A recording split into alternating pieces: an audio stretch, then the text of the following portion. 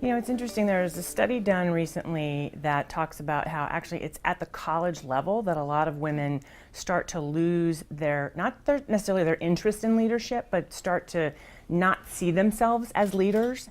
So I think one of the things we need to do, and we do some of this already, is I think at the high school level, really encourage young women and encourage leadership, encourage them to take leadership roles. And then I think we have to make sure we follow through with that at the college level, given that that's where we know that something breaks down there. I think in addition to that, a lot of women, I think, politics has become so nasty and so ugly.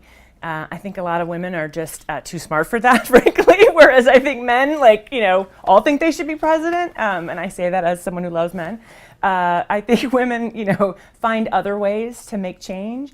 The other thing, though, is a lot of women are intimidated about asking for money because it takes so much money to run for office. And so that's why there are groups like Emily's List that sort of help women and sort of train them in some of the key elements of what it means to run for office, how to put together a campaign, how to ask for money, so that it's kind of to lower that barrier to entry for women.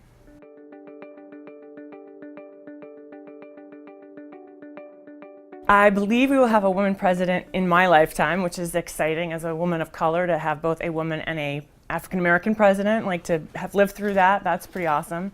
I think for women, you're seeing more women get into politics. I mean, I remember when I had first got out of college, I was living in California, and Barbara Boxer and Dianne Feinstein, California was the first state to be represented by two women.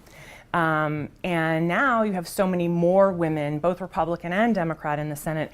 And one of the things about the women, and I think one of the reasons why women's leadership is so important, remember that it was the women of the Senate who broke the logjam on the budget issues that we were having last year.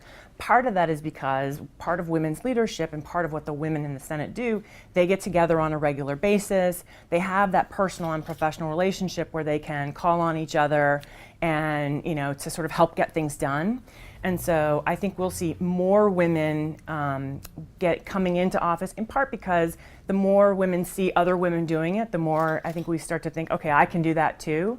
And also I think we're starting to see the impact of having women both at the corporate level and the Senate and the House, that impact that women have just on the issues that we're talking about or how we're talking about issues. I mean, I thought about when John Kerry became Secretary of State. I was like, oh wow, we haven't had a man in a while. That's pretty cool.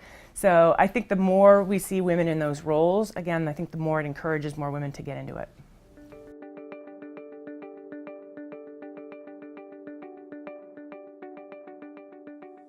I think one of the big things that I certainly hope happens is that we reach a breaking point with regard to the amount of money that is spent in elections.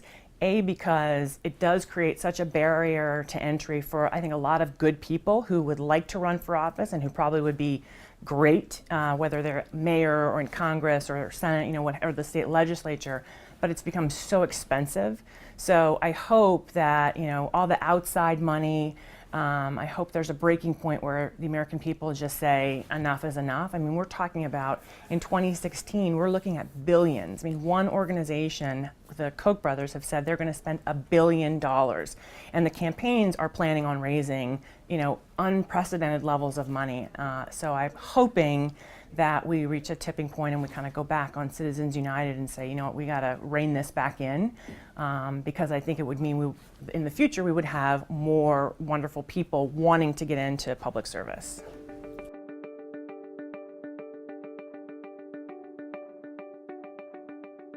I would say that as messed up as it seems, as hard as it seems, it actually does matter. And one of my mentors talks about politics as the art of making things possible. And although sort of in the big picture, I think politics has become very partisan and very polarized, there are still things getting done, and particularly at the state and local level. That's where you're really seeing, I think, a lot of innovation in terms of how to solve some of the problems that we're having in terms of whether it's income inequality, raising the minimum wage, childcare. So I would say change is possible, and do it in, even if you just do it in your corner of the world, that actually matters. It doesn't have to be, I think sometimes people think, I'm going to change the world. That's great too if you can do that, but if you can bring change, again, to your corner of the world, that's going to matter too. Awesome. Okay. Thank you very much. You're welcome.